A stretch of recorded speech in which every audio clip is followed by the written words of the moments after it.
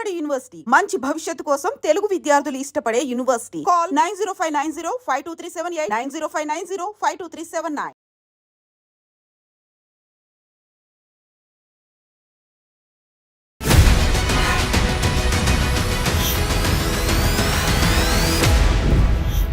నమస్తే, welcome to I dream inside politics with Kavitha. 2 ఎమ్మెల్సీలను గెలుచుకున్నటువంటి బీజేపీ ఊపు మీదుంది. కార్యకర్తలు కూడా ఉత్సాహంతో కనిపిస్తున్నారు. At the same time Delhi తర్వాత తెలంగాణలోనే బీజేపీ పాగా వేయబోతోంది అనేటువంటి ప్రచారాన్ని కూడా ఆల్రెడీ మొదలుపెట్టేశారు కమల్నాథులు. ఇక ఇప్పుడు అనివార్యమైనటువంటి పరిస్థితి అటు బీఆర్ఎస్కి కల్పించిందా బీజేపీ? కేసీఆర్ బయటికి రాక తప్పని పరిస్థితులు వచ్చేసాయా? మనతో పాటుగా ఉన్నారు పొలిటికల్ అనలిస్ట్ వి ప్రకాష్ గారు. సార్ నమస్తే. సో అనివార్యమైనటువంటి పరిస్థితి ఉంది. మొన్నటి దాకా పర్లేదులే, వెయిట్ అండ్ వాచ్ అనుకున్నట్టున్నారు కేసీఆర్ గారు. ఇటు కాంగ్రెస్ పాలన చూసాము, మెల్లిగా రావచ్చని. బట్ ఇప్పుడు బీజేపీ 2 గెలుచుకుంది. ఇమ్మీడియట్గా ఈరోజు కార్యవర్గ సమావేశం అక్కడ అందుబాటులో ఉన్నటువంటి ప్రజాప్రతినిధులతో ఫామ్ హౌస్లో అవుతోంది కేసీఆర్తో. ఇది ప్రీ ప్లాన్డ్ అమ్మా. యాక్చువల్గా ఆ 2 సీట్ల గురించి ఆయనకేమీ దాని దిగులు లేదు. ఎందుకంటే ఒకవేళ అట్లా బీజేపీ ఎలక్షన్లలో తన ప్రతిభ చాటుతున్నది, నేను రావాలి అనుకుంటే పార్లమెంట్ ఎలక్షన్లో ఆ రిజల్ట్స్ వచ్చిన మర్నాడే ఆయన బయటకు వచ్చేవాడు. 8 పార్లమెంట్ సీట్లు పోతేనే బయటికి రాలేదు ఆయన. ఈ 2 ఎమ్మెల్సీ సీట్ల గురించి వస్తాడని కాదు ఇక్కడ. ఆయనకేంటంటే కొంత సమయం ఇద్దాం రేవంత్ రెడ్డికి. ఎందుకంటే వెంటనే ఆయన వెంటబడితే ప్రజల్లో ఒక తప్పుడు సంకేతం పోతుంది. నిన్నగాక మొన్న వచ్చాడు ఆయన వెంట, ఇంత పెద్ద మనిషి బాగుడైంది, కొంత సమయం ఇవ్వాలి కదా. అప్పుడు కేసీఆర్ విషయంలో కూడా కోదండరాం వీళ్ళంతా కూడా కొద్ది రోజులు విమర్శలు చేయలే. ఏదన్నా చేయని చూద్దాం, వాళ్ళకు కొంత ఇబ్బంది ఉన్నా వాళ్ళను పట్టించుకోకపోయినా, అది వరకు కొంత ఆయన పట్ల వ్యతిరేకత ఉన్నా కూడా 14-15 నెలలు వాళ్ళు వెయిట్ అండ్ సీ అని చెప్పి వెయిట్ చేశారు. అంటే ఏ ప్రభుత్వానికైనా అదొక మర్యాద. వాళ్ళు రాగానే ఇమ్మీడియట్ అటాక్ చేయకుండా ప్రభుత్వం మీద వాళ్ళకు కొంత అవగాహన, డెవలప్మెంట్ యాక్టివిటీస్ మీద ఒక అవగాహన వచ్చేదాకా విమర్శలు చేయడం అనేది కరెక్ట్ కాదు. ఏమన్నా తప్పులు చేసినప్పుడు కింది క్యాడరు విమర్శిస్తూ ఉంటారు. బట్ ఒక అగ్రనాయకుడు అట్లా స్పందించడం కరెక్ట్ కాదు. అందుకని వెయిట్ చేశాడు. ఆయన కారణం కూడా చెప్పాడు, నేను ఎందుకు వెయిట్ చేశాను అంటే రాగానే ఆయన మీద విరుచుకపోవడం బాగుండదు అని చెప్పేసి వెయిట్ చేశాం. 1 year టైం ఇచ్చాం. కానీ పాత పథకాలు కూడా అమలు చేయట్లేదు, ఇదివరకు ఇచ్చిన హామీలను కూడా ఆయన అమలు చేయట్లేదు.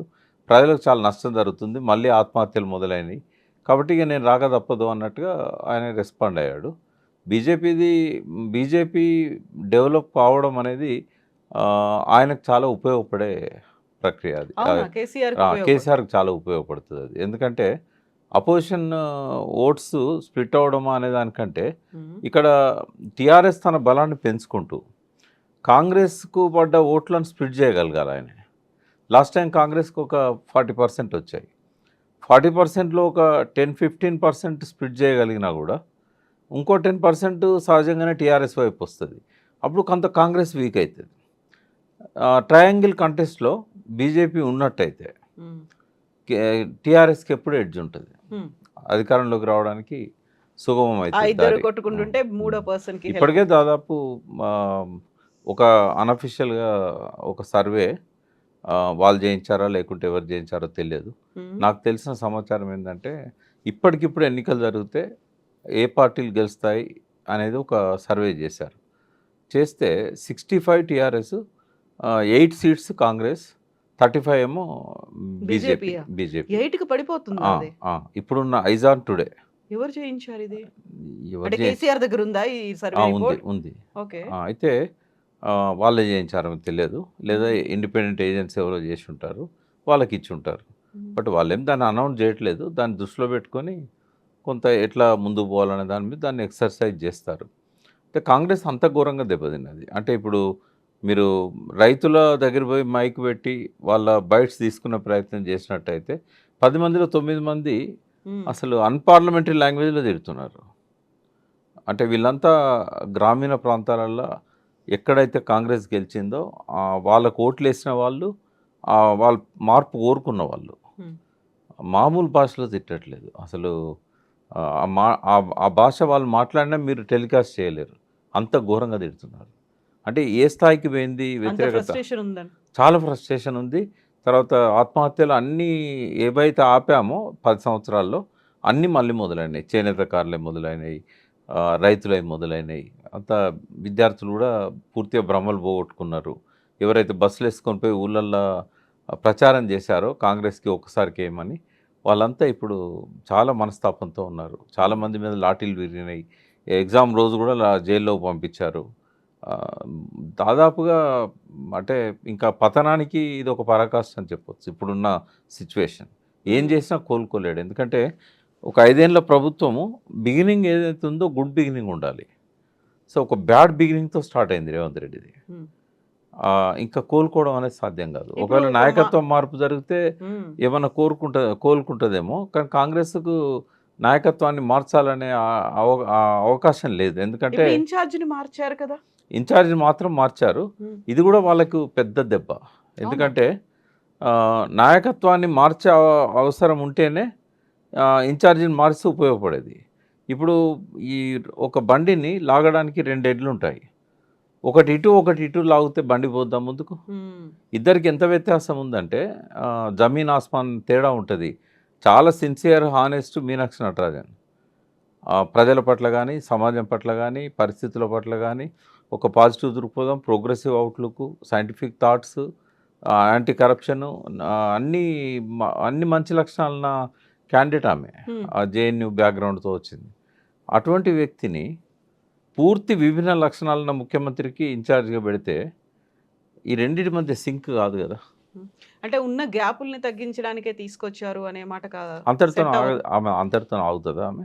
మేధా పట్కర్ మీటింగ్లో మా అధ్యక్షత దాని చీఫ్ గెస్ట్గా పోయి పోలీసులు ఆమెను ఆపడం కరెక్ట్ కాదని చెప్పి నిజాయితీగా మాట్లాడింది. మరి వీళ్ళు ఆపకుండా ఉంటారా? మీనాక్షి గారి మాటలకు విలువ ఉంటుందా?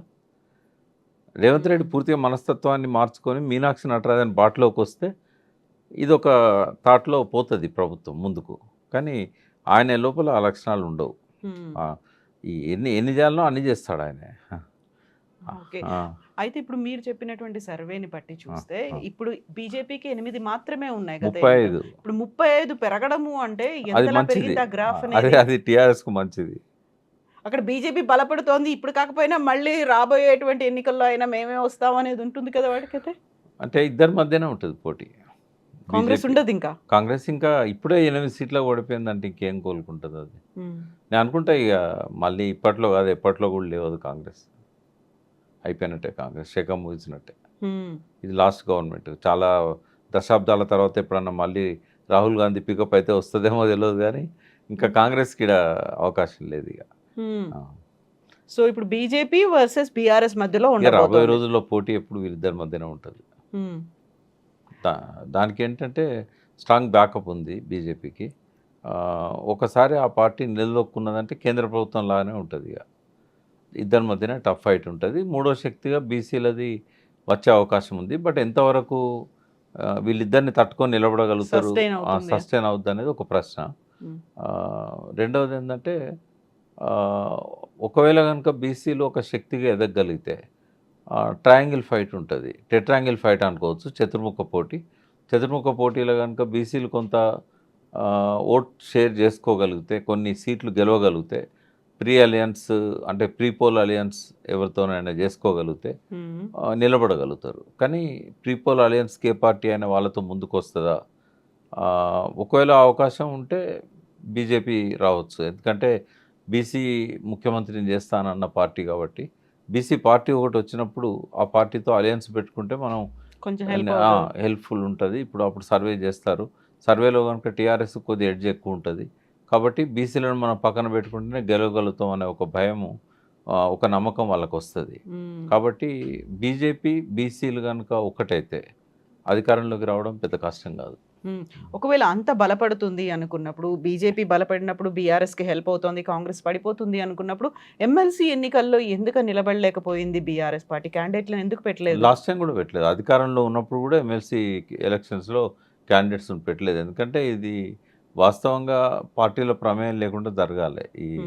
ఎందుకంటే ఒక గ్రాడ్యుయేట్ సెక్షన్ నుంచి, ఒక టీచర్స్ కమ్యూనిటీ నుంచి జరుగుతున్నాయి కాబట్టి ఇలా పార్టీల ప్రమేయం లేకుండా జరిగితేనే మంచిది. వాళ్ళు నిజాయితీగా వాళ్ళ క్యాండిడేట్స్ని ఎన్నుకోగలుగుతారు. ఇప్పుడు పార్టీల ప్రమేయం ఉండే వరకు మళ్ళీ వాళ్ళకు కూడా ఏం న్యాయం జరగదు. పార్టీ అభ్యర్థులు గెలిచే సభలోకి వచ్చినట్టయితే వాళ్ళ జెన్యూన్ వాళ్ళ ప్రతినిధులు రారు, పొలిటికల్ ప్రతినిధులే వస్తారు. మళ్ళీ కౌన్సిల్ పెట్టిన ఉద్దేశం కూడా అది కాదు. పెద్దల సభ అన్నప్పుడు ఈ సెక్షన్కి ప్రాధాన్యత ఉండాలి, ప్రాతినిధ్యం ఉండాలి. ఒకప్పుడు చుక్కారామయ్య లాంటి వాళ్ళు, కాళోజీ నారాయణరావు లాంటి వాళ్ళు, వివి రాఘవాచారి లాంటి వాళ్ళు టీచర్స్కు ప్రాతినిధ్యం వహించారు, నిజాయితీగా ఉన్నవాళ్ళు. ఇవాళ మళ్ళీ పొలిటికల్ ఎలిమెంట్సే వచ్చాయి, మళ్ళీ డబ్బులు ఖర్చు పెట్టుకొని అది కూడా ఒక పొలిటికల్ సీట్ లాగా వచ్చేసిండ్రు. ఇక పెద్దల సభకు అర్థమేమున్నది, ఆడ వీళ్ళు పోయి కూర్చొని చేసేది ఏమున్నది? ఆ ఎమ్మెల్సీని అడ్డు పెట్టుకొని పైరవీలు చేసుకోవడం తప్ప వీళ్ళు పోయి అక్కడ ఏం చేస్తారు?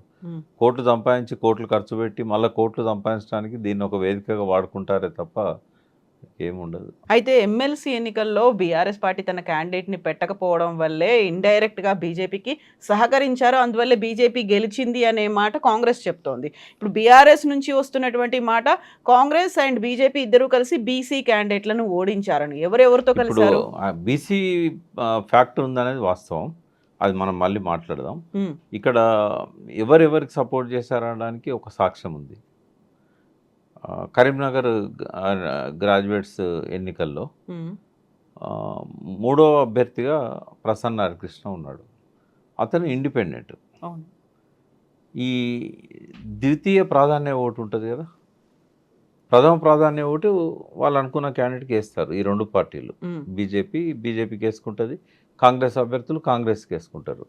మూడో వ్యక్తి అంటే పోటీ మొదలైన కాడ నుంచి కూడా, ఎలక్షన్ నాడే కాదు, పోలింగ్ నాడే కాదు, 10 రోజుల ముందు నుంచి కూడా వాళ్ళు ఉండేది ముగ్గురే అనేది క్లియర్ అయింది. క్లియర్ అయినప్పుడు సెకండ్ ఓటు ఎవరికి వేయాలి వీళ్ళు? ఇప్పుడు బీజేపీ కాంగ్రెస్కి వేస్తుందా, లేకపోతే కాంగ్రెస్ బీజేపీకి వేస్తుందా? ఇద్దరు కలిసి ప్రసన్న హరికృష్ణకి వేస్తారా? ఎవరికి పడ్డాయి? కొన్ని వేల ఓట్లు బీజేపీ అభ్యర్థికి పడ్డ మొదటి ఓటు కాంగ్రెస్ అభ్యర్థికి రెండో ఓటుకు పడ్డది. కాంగ్రెస్ అభ్యర్థికి పడ్డ మొదటి ఓటు బీజేపీ అభ్యర్థికి రెండో ఓటు పడ్డది. ఇది డైరెక్ట్ సాక్ష్యాలే ఉన్నాక ఇంకా మనం టీఆర్ఎస్కు కాంగ్రెస్కు మా బీజేపీకి మధ్య అండర్స్టాండింగ్ ఉందని ఎట్లా చెప్పగలుగుతాం? అయితే ఒకటి కొమరయ్య విషయంలో మాత్రం, మల్క కొమరయ్య గారి విషయంలో స్పష్టంగా బీసీ వాదం అనేది కనబడ్డది. ఆడ అన్ని పార్టీలలో ఉన్న బీసీలు కూడా మల్క కొమరయ్యకే వేశారు, ఈవెన్ కాంగ్రెస్లో ఉన్న బీసీలు కూడా వేశారు, పరోక్షంగా ప్రచారం చేశారు. అక్కడ బీసీ ఫ్యాక్టర్ కనబడ్డది. రెండవది హరికృష్ణకు కూడా బీసీలు చాలా వరకు మద్దతుగా నిలబడ్డారు. బట్ ఈ రెండు పార్టీల అభ్యర్థులకు ధనబలం ఉంది బాగా, హరికృష్ణకు డబ్బు లేదు, మంచి పేరుంది. ఆ డబ్బు బలంతోనే వాళ్ళని గెలిపించుకున్నారు. బట్ ఇక్కడ మల్క కొమరయ్య విషయంలో కానీ హరికృష్ణ విషయంలో కానీ బీసీలు ఎంత తాపత్రయపడుతున్నారు తమ క్యాండిడేట్ గెలిపించుకోవడానికి అనేది స్పష్టంగా మనకు కనబడ్డది. ఇప్పుడు వీస్తున్నది బీసీ గాలి అని చెప్పొచ్చు. అందుకే అన్ని పార్టీలు కూడా ఒక పక్కన బీజేపీ గాలి, ఒక పక్కన బీసీ గాలి ఉందా అంటే బీజేపీ కూడా బీసీ గాలిని కొంత క్యాచ్ చేసింది. అంటే మల్క కుమరయ్య గారికి వాళ్ళు టికెట్ ఇవ్వడము అది కొంత బీసీలను ఎంకరేజ్ చేసే వైపుగా వాళ్ళు ఆలోచించారు. అంటే రాబోయే రోజుల్లో కొంత బలంగా బీసీ వాదాన్ని వినిపించే పార్టీలలో బీజేపీ ఉంటుంది. ఇప్పుడు కాంగ్రెస్ ఒకవైపు, బీజేపీ ఒకవైపు ఉన్నప్పుడు బీఆర్ఎస్, కేసీఆర్ ఏం చేయబోతున్నారు అనేది ఈరోజు అందరూ ప్రజాప్రతినిధులతో ఆయన సమావేశం ఏర్పాటు చేశారు. కేవలం సిల్వర్ జూబ్లీ సెలబ్రేషన్స్ లేకుంటే ఎమ్మెల్యే దాంట్లో ఎమ్మెల్యే కోటా కింద ఎమ్మెల్సీ ఎంపిక దీని మీదే ఉంటుందా, లేకుంటే భవిష్యత్తు గురించి కార్యాచరణ? నాకు తెలిసి టికెట్లు ఇచ్చే ముందు ఆయన మా అంటే కేటీఆర్తో హరీష్తో మాట్లాడతాడేమో కానీ ఇంత పెద్దగా పెట్టుకోవాల్సిన అవసరం లేదు. అసలు 100 టికెట్లు ఇచ్చినాడే ఎవరితో మాట్లాడలేదు, ఒక టికెట్ గురించి ఎవరితో మాట్లాడతాడు ఆయన? అది కూడా ఆయన చెప్తాడు, మా చర్చించేది ఏముండదు ఆడ, నా డెసిషన్ ఇది, నేను ఇట్లా అనుకుంటున్నా మీరు చెప్పండి అంటాడు. ఒకసారి ఆయన అనుకుంటున్నా అన్న తర్వాత ఎవరికి ధైర్యం ఉంది ఆడ చెప్పడానికి? ఏమన్నా కొద్దిగా హరీష్తోని ఇన్డెప్త్గా డిస్కస్ చేస్తాడు కొన్ని విషయాలు. బట్ ఈసారి అది కూడా చేస్తాడో లేదో నేనైతే అనుకోను. న్యాయంగానైతే అక్కడ దాసోజు శ్రావణ్కి ఇవ్వాలి, ఆయన భంగపడ్డాడు గవర్నర్ కోటాలో. ఇంకోటి ఆయనకంటే రైట్ క్యాండిడేట్ అయితే ఇప్పుడు ఎవరు లేరు ఆ పార్టీలో, అంటే పదవి లేకుండా పదవి కోసం ఎదురు చూస్తున్న వాళ్ళల్లో ఈజ్ ద బెస్ట్. ఎందుకంటే ఎవ్రీ డే ఆయన ప్రెస్ మీట్స్ కానీ ప్రెస్ స్టేట్మెంట్స్ కానీ నిరంతరంగా చేస్తున్నాడు, చాలా పవర్ఫుల్ వాదనలు వినిపించగలుగుతాడు. ఇవాళ టీఆర్ఎస్కి కావాల్సింది ఒక మంచి మీడియా పర్సన్, అన్ని లక్షణాలు శ్రావణ్కి ఉన్నాయి. కాబట్టి శ్రావణ్కి ఇవ్వడం అనేది 100% కరెక్ట్. ఇంకా వేరే వాళ్ళు ఉండొచ్చు, చాలామంది ఉండొచ్చు, నేను ఇట్లా అన్నాను కూడా చాలామంది కోపాలు రావచ్చు. But I'm strongly supporting Dasu Shravan. మీరు గతంలో ఒక మాట చెప్పారు. ఇప్పుడు ఎన్నికల్ని ఎదుర్కోవడానికి కార్యకర్తల్లో ఉన్నటువంటి అసంతృప్తిని దూరం చేయడానికి, ఆ గ్యాప్‌ని తగ్గించడానికి నియోజకవర్గాల వారీగా పిలిపించుకొని మాట్లాడితే బెటర్. వారానికి ఒకరినైనా పిలవండి అని. ఆ దిశగా ఆలోచనలు కూడా మొదలైనట్టున్నాయి. తప్పకుండా దీన్ని మనం దిద్దుబాటు కార్యక్రమం అని చెప్దాం. ఆ! దిద్దుబాటు కార్యక్రమం మొదలైంది. ఆ పనిలో ఆయన ఉంటాడు. ఎందుకంటే ఆ రోజు ఆ సలహా ఇచ్చినప్పుడు కూడా ఆయన ముఖంలో ఒక రకమైన ఆనందం కనబడ్డది. మంచి అడ్వైజ్ లాగానే ఆయన దాన్ని తీసుకున్నాడు. తలసాని శ్రీనివాస్ యాదవ్ గారు చెప్పారు, ప్రతి వారం ఒక కాన్స్టిట్యున్సీ వాళ్ళని పిలిచి మాట్లాడండి. కొంత ఆ గ్యాప్ అనేది తగ్గుతుంది. హ్మ్. వాళ్ళకు కూడా ఒక సంతోషం ఉంటుంది. మళ్ళీ యాక్టివ్ అవుతారు. దానికి ఆయన పాజిటివ్గానే తీసుకున్నాడు. అది చేస్తాడని నేను అనుకుంటున్నా. హ్మ్. కాకపోతే లిమిటెడ్గా పిలుస్తారు. ఒక 300 నుంచి 400 మందిని. ప్రతిరోజు అంటే ప్రతి వారం కూడా అక్కడ భోజనాల ఏర్పాట్లు, కేసీఆర్ గారి ప్రసంగం ఇవన్నీ కూడా ఉంటాయి. హ్మ్. అది కంటిన్యూ అవుతుంది అనుకుంటున్నా ఆ కార్యక్రమం.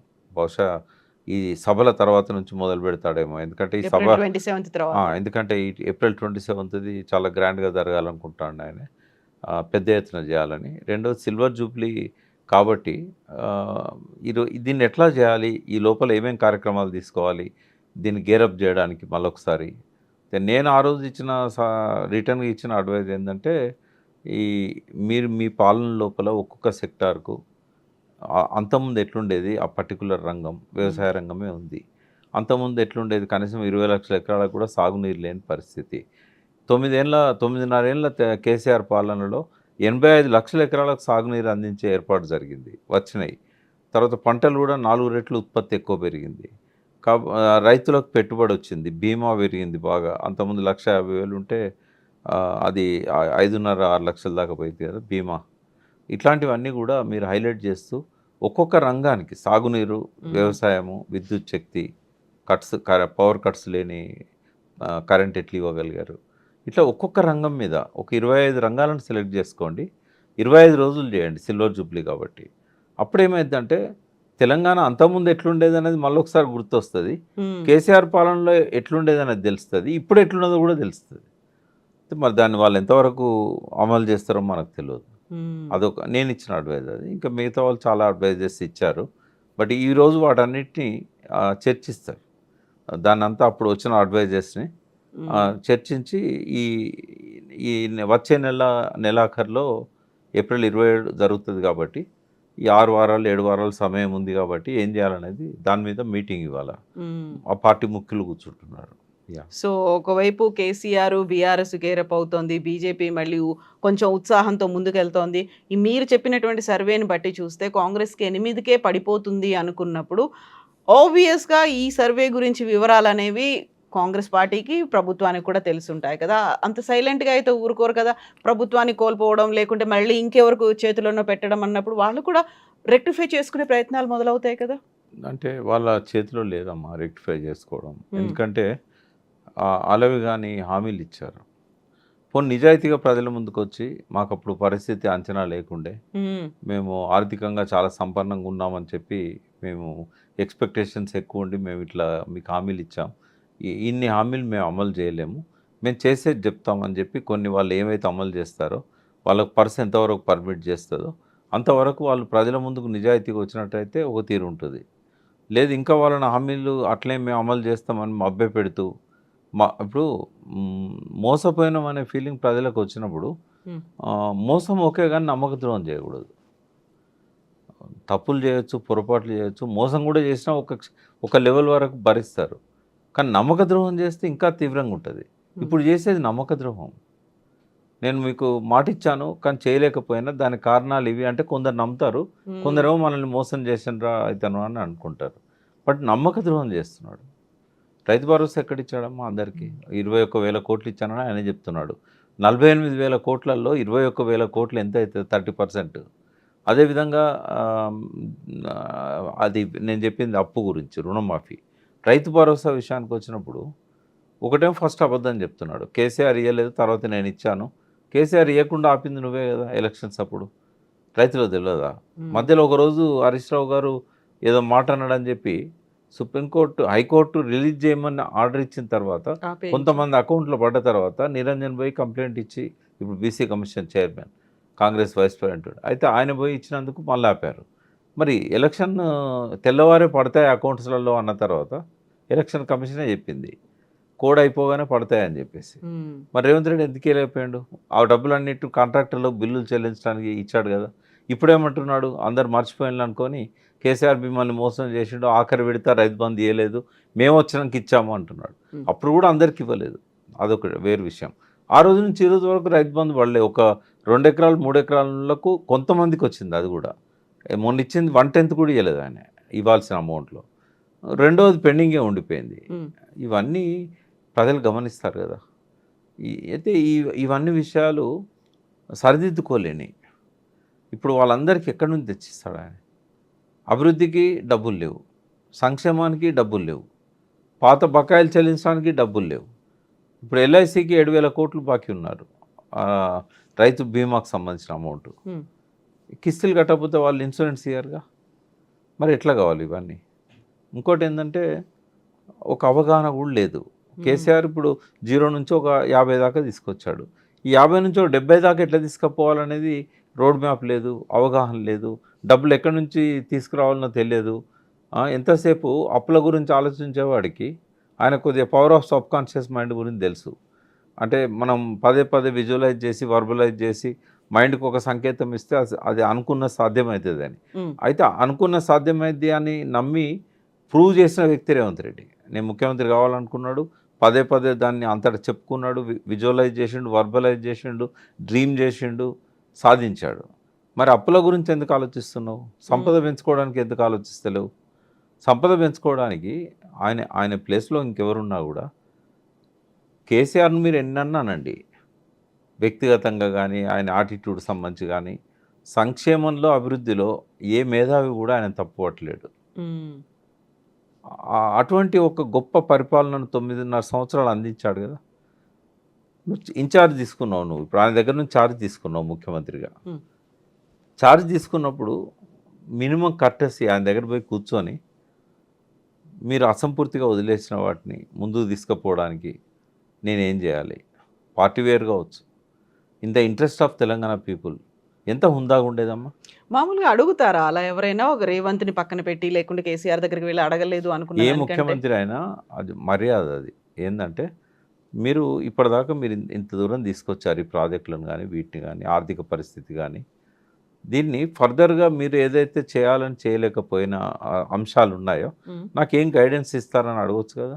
ఇప్పుడు అనారోగ్యంగా ఉన్నప్పుడు పరామర్శ చేయడం ఎంత అవసరమో అసంపూర్తిగా వదిలేసిన వాటిని ముందుకు తీసుకెళ్లే బాధ్యత ఎవరికి ఉంటుందమ్మా? మళ్ళొచ్చిన ముఖ్యమంత్రికి ఉంటుంది. కన్సల్టేషన్ చేస్తే ఈయన కిరీటం అన్న పోతుందా?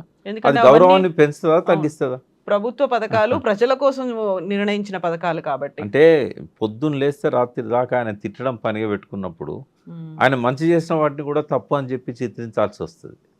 ఆ లైన్ ఎన్నుకున్నాడు రేవంత్. ఒకవేళ కనుక ఆయన హుందాగా గతంలో ఎవరు చేయనట్టు ఒక అద్భుతంగా ఆయన యాటిట్యూడ్ను మలుచుకొని ఉంటే ఇవాళ ఆయన ఈ స్థాయిలో ఉండకపోయేవాడు. పార్టీలో కూడా ఆయనకంటే సీనియర్లు మినిస్టర్స్ ఉన్నవాళ్ళు, ఎప్పటి నుంచో మినిస్టర్స్ ఉన్నవాళ్ళు ఆయనను కూడా అప్రిషియేట్ చేసేవాళ్ళు. కొంతమంది అనేవాళ్ళు అంటారు, కానీ అది ఒక కర్టసీ, అది మర్యాద. దిగిపోయిన ముఖ్యమంత్రిని కర్టసీ కోసమైనా ఆయన కలిసి మీరు మంచి పనులు చేశారు, ప్రజలకు మీ వల్ల ఈ లాభాలు జరిగినాయి, మీరు చేసిన మంచిని నేను కొనసాగిస్తా, నాకు కొంత మీరు విలువైన సలహాలు ఇవ్వండి అంటేనేమో ముందుకు వస్తారు ఇవ్వడానికి. కానీ పొద్దస్తమానం తిట్టుకుంటూ ఉంటే ఆయన ఇవ్వాలనుకున్నా ఇవ్వలేడు, ఆయన అడగడానికి కూడా పోలేడు. ఇట్లాంటి పరిస్థితి జరిగింది. బట్ ఇప్పుడైతే రేవంత్ రెడ్డి దగ్గర అల్లావుద్దీన్ అద్భుత దీపం ఏది లేదు ఇప్పటికిప్పుడు తెలంగాణను మళ్ళీ రివైవ్ చేయడానికి. మీరు ఏ మంత్రదండం లేదు, ఏ రంగంలో చూసుకోండి తిరోగమనం అనేది కనబడుతుంది. పవర్ కట్స్ రోజుకు 4-5 సార్లు పోతున్నాయి. కంపెనీస్ అట్లే ఫీల్ అవుతున్నారు, డొమెస్టిక్ వాళ్ళు అట్లే ఫీల్ అవుతున్నారు. మీలాంటి స్టూడియోస్లలో కూడా ఈ పవర్ కట్స్ వల్ల చాలా ఇబ్బందులు వస్తున్నాయి. చిన్నపిల్లలన ఇళ్లలోనైతే అర్ధరాత్రి పోతున్నది పవర్. ఇదంతా ఒక పక్కన, మళ్ళీ అర్ధరాత్రి వచ్చే కరెంటు కోసం రైతులు పోయి పాము కాటుతో చచ్చిపోతున్నారు, కరెంట్ షాక్లతో చచ్చిపోతున్నారు. మళ్ళీ మొదలైంది ఆ పర్వం అంతా కూడా. సంవత్సరానికి 1000 మంది అయినా కరెంట్ షాక్లతో చనిపోతారు రైతులు. ఇది ఒకటి మొదలైంది. తర్వాత నీళ్లు ఇప్పుడు చాలా దారుణమైన సమస్యలు రాబోతున్నాయి హైదరాబాద్లో. ఇప్పుడు ఈ శ్రీనగర్ కాలనీకి పైన ప్రాంతానికి 4 రోజులకు ఒక్కసారి వస్తుంది నల్ల. ఎట్లా ఓవర్‌కమ్ అవుతారు? మార్చిలోనే ఇట్లుంటే మార్చ్ ఫస్ట్ వీక్‌లో అవును. ఏప్రిల్, మే నాటికి ఎక్కడి నుంచి వస్తాయి నీళ్ళు? గ్రౌండ్ వాటర్ మొత్తం డిప్లీట్ అయిపోయింది. అంతకుముందు పుష్కలంగా గ్రౌండ్ వాటర్ పెరిగింది తెలంగాణ అంతటా కూడా. ఇప్పుడు మారుమూల ప్రాంతాల్లో కూడా బోర్లు ఎండిపోతున్నాయి. బావులు ఎండిపోయినాయి. గతంలో బావులలో నీళ్ళే లేకుండే. ఈ 10 ఏళ్ల కాలంలో గ్రౌండ్ వాటర్ బాగా పెరగడం వల్ల నీళ్ళొచ్చినాయి. కేవలం వర్షాలతోనే గ్రౌండ్ వాటర్ పెరిగి ఉంటే గనుక ఇప్పుడు కూడా పెరిగి ఉండాలి. ఎందుకంటే పోయిన సంవత్సరం కంటే ఈ సంవత్సరం వర్షాలు ఎక్కువ పడ్డాయి. దాదాపు 42% కూడా ఎక్సెస్ రెయిన్‌ఫాల్ పడ్డ ప్రాంతం ఉన్నది. బట్ ఓవరాల్‌గా స్టేట్ మొత్తంలో 20% కంటే ఎక్కువ ఎక్సెస్ పడ్డది. హ్మ్. మరి ఎందుకు లేవు? గ్రౌండ్ వాటర్ ఎందుకు డిప్లీట్ అయితున్నది? అంటే కేసీఆర్ గారు ఏదైతే ఆలోచించి దూరదృష్టితోని వాగులన్నీ, చెరువులన్నీ నింపడము, చెక్ డ్యామ్స్ అన్నీ నింపడం, ఈ కాళేశ్వరం ఎత్తిపోతల నీళ్ళైనా, కల్వకుర్తి ఎత్తిపోతల నీళ్ళైనా ఆయనే వాగులలో ఫ్లో అయ్యేటట్టు చేశాడు. వాటి వల్ల గ్రౌండ్ వాటర్ బాగా పెరిగింది. హ్మ్. ఈయనేం చేయలేదు. పోయిన రబీలో పంటలు ఎండబెట్టాడు. ఎందుకంటే కాళేశ్వరం పంపులు ఆన్ చేయలేదు. ఈ సంవత్సరం కూడా చేయలేదు. పోనీ మేడిగడ్డ ఇప్పుడన్నా రిపేర్ చేస్తారంటే ఇప్పుడు కూడా చేయలేదు. ఇప్పుడు ఒక 16 గంటల్లో రిపోర్ట్ ఇవ్వగలిగే ఎన్‌డీఎస్ఏ 16 నెలలైనా ఇవ్వలేదమ్మా. హ్మ్. జాతీయ అంటే నేషనల్ లెవెల్ బాడీ అది. రేవంత్ రెడ్డి చేతిలో లేకపోవచ్చు. కానీ డిమాండ్ చేయాలి కదా! హ్మ్. ఇప్పుడు ఇన్సిడెంట్ జరిగిన 16 గంటల్లో వచ్చేమో ఓ చెత్త రిపోర్ట్ ఇచ్చిపోయిండ్రు. ఏమని ఇచ్చారు? డిజైన్ లోపం కావచ్చు మేడిగడ్డది, అవును. నిర్మాణ లోపం కావచ్చు, పర్యవేక్షణ లోపం కావచ్చు, అన్ని లోపాలు కావచ్చు అన్నారు. మరి 16 నెలలు అయింది కదా! ఈ 16 నెలల్లో మీరు రిపోర్ట్ ఎందుకు ఇవ్వలేకపోయారు? పోనీ ఈయనైనా హ్మ్. పంటలు ఎండిపోతా ఉన్నాయి, మీరు తొందరగా రిపోర్ట్ ఇచ్చినట్టయితే నేను పనులు మొదలు పెడతానని ఎందుకు చెప్పడు? అట్లా అంత వేగంగా ఈయన గనుక చెప్పుంటే పోయిన డిసెంబర్‌లోనే రిపోర్ట్ వచ్చేది. ఈ డిసెంబర్ కాదు. 23 డిసెంబర్‌లోనే వచ్చేది రిపోర్టు. అంటే ప్రభుత్వంలోకొచ్చిన వెంటనే. ఎందుకంటే అక్టోబర్ 21 కదా పోయింది. అవును. వాళ్ళు విజిట్‌కి వచ్చింది అక్టోబర్ 23, 24. నవంబర్, డిసెంబర్ వరకు ఇయ్యలేకపోయారా? హ్మ్. అంటే ఇక్కడ నుంచి ఎంతసేపు ఏందంటే తెలంగాణలో పంటలు ఎండిపోతున్నాయంటే దానికి కారణం కేసీఆర్ అని చూపెట్టాలనుకున్నాడు. అంటే ఇటువంటివన్నీ ఈ తప్పుడు నిర్ణయాలు, తప్పుడు ఆలోచనలు. హ్మ్. ప్రజల సంక్షేమం పట్ల కానీ, ప్రజల అభివృద్ధి పట్ల కానీ ఏ ఒక్కంత ఇంట్రెస్ట్ కూడా ఆయన లోపల కనబడదు. ఎంతసేపు ప్రతిపక్షాలను బ్లేమ్ చేయడానికే ప్రతి అవకాశాన్ని ఉపయోగించుకోవాలని చూస్తాడు. ఏ అబద్ధమైనా ఆడొచ్చని అనుకుంటాడు. హ్మ్. ఎట్లా భరిస్తారమ్మా? అందుకే ఇక ఆయన ఫాల్ స్టార్ట్ అయింది. ఆయనకు టైం ఏదైతుందో ఆ టైం వరకు ఆయన ముఖ్యమంత్రి ఉంటాడు. ఒకవేళ పూర్తి కాలం ఆయననే ముఖ్యమంత్రిగా పెడితే ఇప్పుడున్న జనరేషన్ బతికున్నంత కాలం కాంగ్రెస్ అయితే మళ్ళీ రాదమ్మా. ఇప్పుడు పుట్టిన పిల్లోడు వాడు ఇంకో 70 సంవత్సరాలు, 80 సంవత్సరాలు బతుకుతాడు. వాడైతే కాంగ్రెస్ పాలనని తెలంగాణ గడ్డ మీద చూడలేడు. ఎందుకంటే సమైక్య రాష్ట్రంలో ఏం జరిగిందో, కాంగ్రెస్ ఏం చేసిందో మాలాంటి వాళ్ళకు తెలుసు. మేము రాసిన పుస్తకాలలో ఉంటాయి. రేపు మేము ఉండకపోయినా మేము మాట్లాడుకున్న మాటలు ఉంటాయి. ఇవన్నీ చరిత్రను చెప్తాయి. కాంగ్రెస్ ఎంత ద్రోహం చేసింది తెలంగాణకి. హ్మ్. సమైక్య రాష్ట్రంలో తెలంగాణను భాగం చేయడం వల్ల. తెలంగాణ సమైక్య రాష్ట్రంలో కాంగ్రెస్ పాలనలో ఎట్లా నాశనమైంది. ఏదో కేసీఆర్ వచ్చి కొంచెం బాగు చేస్తాడు అనుకునే వరకు మళ్ళొచ్చి ఎట్లా నాశనం చేశారు. 5, 6 తరాలు అర్థం చేసుకుంటాయి ఈ విషయాన్ని. కాబట్టి మళ్ళీ అయితే ఇంకా కాంగ్రెస్ ఇక్కడ బతికి బట్టగట్టే పరిస్థితి అయితే ఉండదు. హ్మ్. పూర్తిగా ఐసోలేట్ అయిపోతుంది. వేరు పార్టీలు వస్తున్నాయి. బీసీలకు సంబంధించి ఒక రాజకీయ ఆలోచన బాగా బలంగా జరుగుతూ ఉన్నది. ఒక ఫ్రంట్ ఏర్పడబోతున్నది. అంటే దాన్ని జేఏసీ అంటారా? లేకుంటే యాహ్! ఏమంటారు? ప్రతి కులం నుంచి కూడా ఇంటలెక్చువల్స్‌ని, కొంత పొలిటికల్‌గా ఎలైట్ పీపుల్‌ని ఆ ఫ్రంట్‌లో జేఏసీలో పెట్టుకొని కొంత యాక్టివిటీ చేసి, కొంతకాలం తర్వాత వీళ్ళ మధ్య ఒక అండర్‌స్టాండింగ్ ఇదంతా అయిన తర్వాత ఒక పొలిటికల్ ఎంటిటీ అనేది రాబోతున్నది. డెఫినెట్‌గా తీర్మానం మల్లన్న దానికోసం బాగా ప్రయత్నం చేస్తున్నాడు. చిరంజీవి లాంటి వాళ్ళు ఇంతకుముందు నుంచి భావజాల వ్యాప్తి కోసం బాగా కష్టపడుతున్నారు. హ్మ్. అంతకుముందు ప్రొఫెసర్ మురళీ మనోహర్ గాని, సింహాద్రి గారు ఆయన ఇప్పుడైతే ఒక పార్టీకి అధ్యక్షుడు ఉన్నాడు ఇక్కడ. ఇట్లాంటి వాళ్ళందరూ కూడా ఒక బీసీ భావజాలాన్ని వ్యాపింపజేయాలనే దానిలో ఫోర్ ఫ్రంట్‌లో ఉన్నారు. యాహ్! వీళ్ళందరి ఆలోచనలు ముందుకు తీసుకెళ్ళడానికి మల్లన్న లాంటి డైనమిజం ఉన్నవాళ్ళు ముందుకొస్తున్నారు. ఇదంతా ఒక రూపం దాలిస్తే ఓ 1 ఇయర్ లోపల ఒక మంచి బలమైన పార్టీ వచ్చే అవకాశాలుంటాయి. అయితే ఈ 3 పార్టీలలో కూడా ఆశావాహులు ఎక్కువ ఉంటారు. MLA aspirants, MP aspirants. వీళ్ళకి ఇక్కడ అవకాశం లేదనుకున్నప్పుడు ఏం చేస్తారు?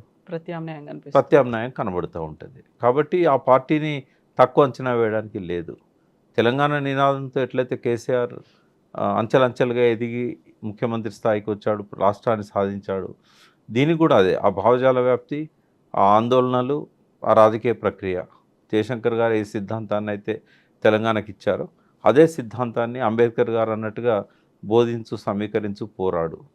ఈ అంశాలతోని ఆ బీసీ ఫ్రంట్ ఏదైతే ముందుకు వస్తున్నదో డెఫినెట్గా అది ఉజ్జిగా ఒక చతుర్ముఖ పోటీకి దారితీస్తుంది. అప్పుడు ఈక్వేషన్స్ అన్ని మారిపోతాయి. ఎస్ ప్రకాష్ గారు, thank you so Thank you. Much అండి. Thank you.